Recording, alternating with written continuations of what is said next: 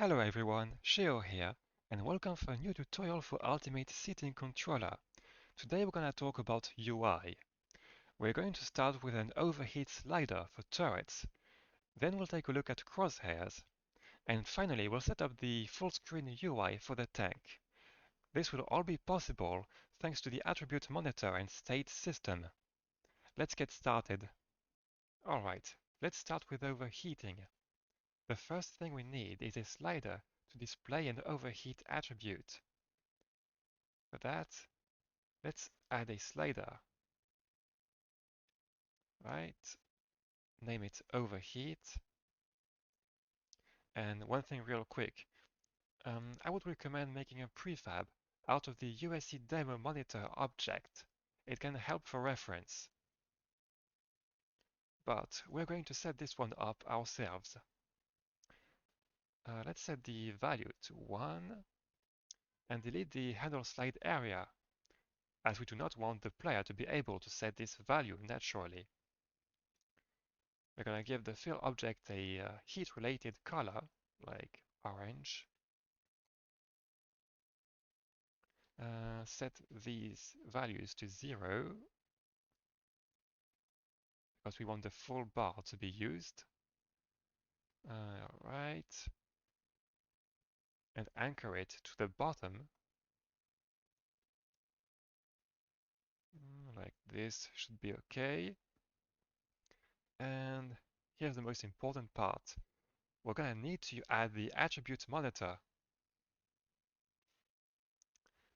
And the attribute name is going to be overheat. Let's drag in the slider and set visible to false, because we want the appearance of this slider to be contextual. It only needs to be displayed when an object that can be overheated is boarded. For that, we're going to use the state system to add an existing preset, and we're going to add this turret attribute monitor preset. So what this preset does, sorry, is that it sets this visible bool to true. It's that simple, really. Now we're gonna need to go on the turret to link this attribute. Alright, so first of all, we're gonna add an attribute manager and rename it to overheat. Set the auto update value type to increase because we want it to be able to cool down. We're gonna set this to 0.5.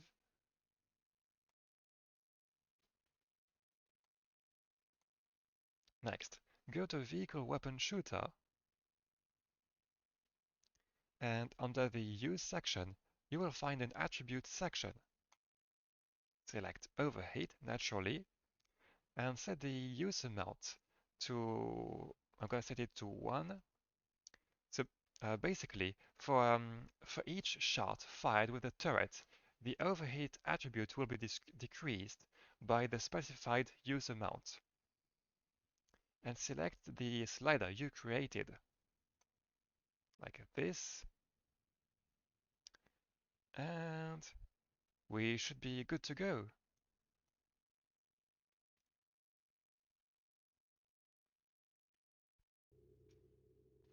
Alright, so as you can see, when we start the game, the overheat slider is hidden. And when we board... Oh, no, wait.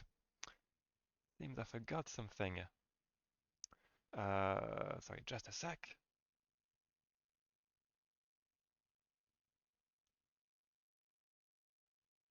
Oh, I know what it is. It is, of course, this override state, which is naturally needed to, well, to activate the state.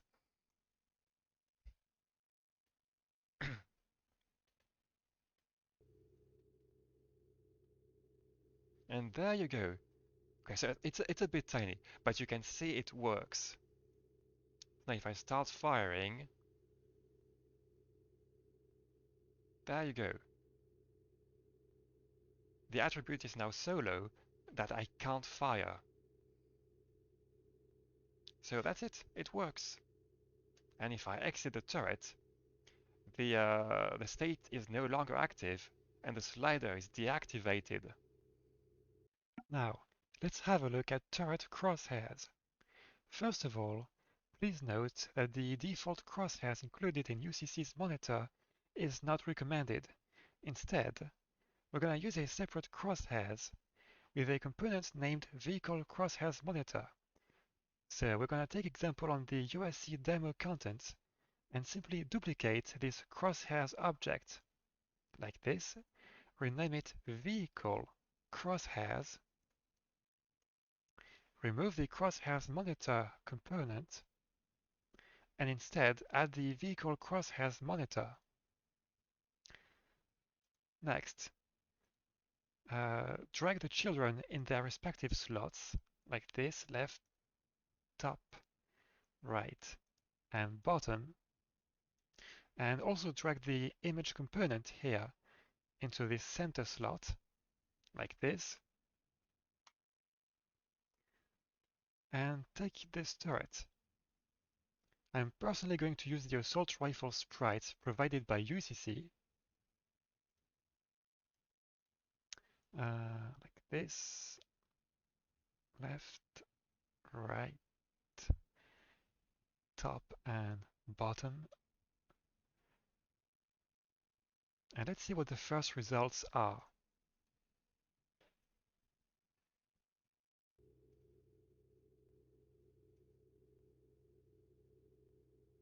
Alright, so it kinda works. Great, now we have the basics for our turret's crosshairs, but we can go a step further and deactivate the crosshairs when necessary. For example, we may want to hide them while we're in first-person view. Several games do that. When you have a first-person turret, they usually show you a material crosshairs instead of a UI one. So we're gonna try and replicate that. So go to board source, to seats, and set this append view state rule to true. So what this does basically is when you board a turret while in first-person view or transition to first-person view while boarding a turret, it will set a state to true. The name of this state will be composed of the view state, first person or third person, plus the override state. So it may result in something like first person turret. Alright, so let's go to our vehicle crosshairs monitor here, and we're going to add this exact state. Alright, go to presets, UI, hide vehicle crosshairs monitor preset, rename it to okay, it's first person turret,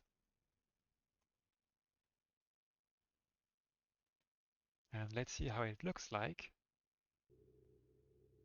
So we have it in a third person view, but not in first person now. Great. In addition to the view type, the aim type can also be appended. First, set can aim to true, and make sure that append aim state is true as well. So what this will do is very similar.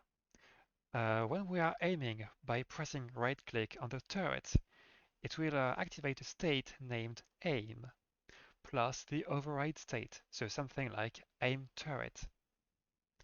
So let's say, for example, that we wanted to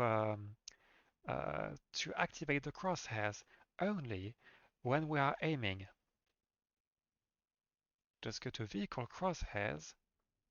I'm going to remove this one. And there is a state I created for the occasion, which simply sets visible to true. I'm going to set this to false and name this aim turret.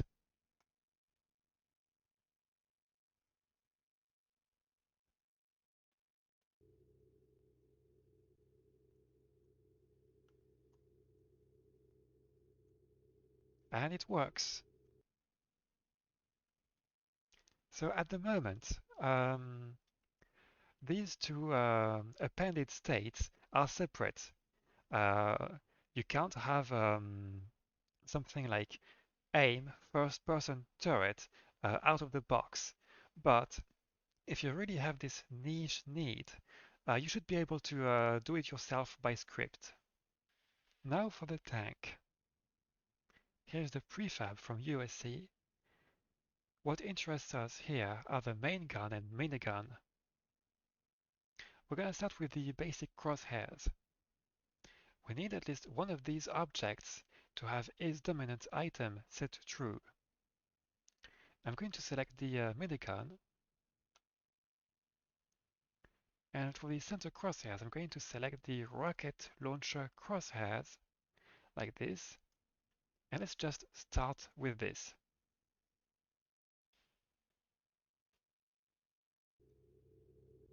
Alright, so we have a simple crosshairs in both perspectives.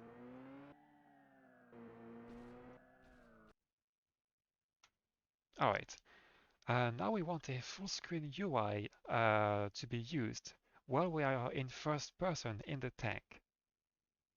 So for that, first of all, we're just gonna make sure that the vehicle crosshairs is deactivated in first person view. So we're gonna use a state for that. Name it first person tank. Okay, go to the board source for the tank.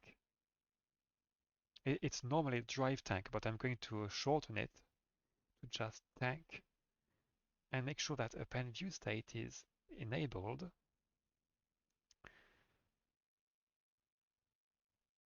Next, go to the main gun and make sure that show full screen UI is set to true. And keep in mind the int that is used for full screen UI ID. So it's 54.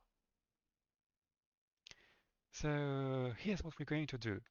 Take this sniper rifle UI and duplicate it, because it's very similar to the tank scope. Name it tank UI, expand it and delete those fill objects. And here for zoom, select the tank scope, like this. And so in this full screen item UI monitor, we're going to set the correct ID, which is 54. It will allow the vehicle weapon shooter to find this object. Alright, this should be everything we need.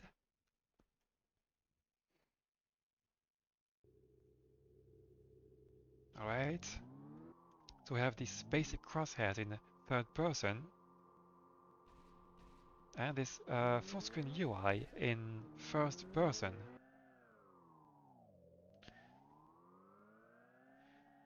Right,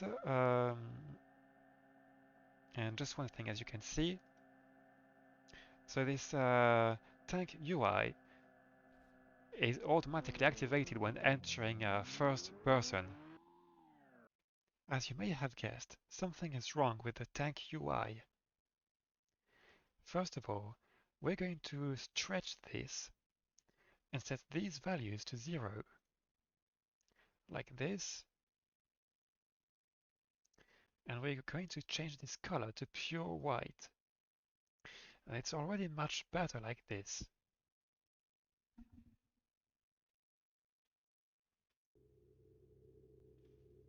And with this we have the same result as in the demo scene. Okay, just one last thing. We need to talk about these item slots here, which need an equivalent for the vehicle weapons. As you can see here in this prefab. It's quite simple, don't worry. Just take these two slot item objects, duplicate them. Let's rename them vehicle weapon slot 0 item. and slot 1. Remove the slot item monitor components and add the vehicle weapon slot monitor instead. Now don't worry, this is quite self-explanatory. Drag each of the children where they need to be. So primary, loaded, unloaded, and the icon. Set the 0 for this one. And same for this one. Count, primary, loaded, unloaded, and the icon. And we need to set the ID and item action ID to 1 for this one. Like this. And just select whatever icon you want for your weapon. I'm going to take the body for the example.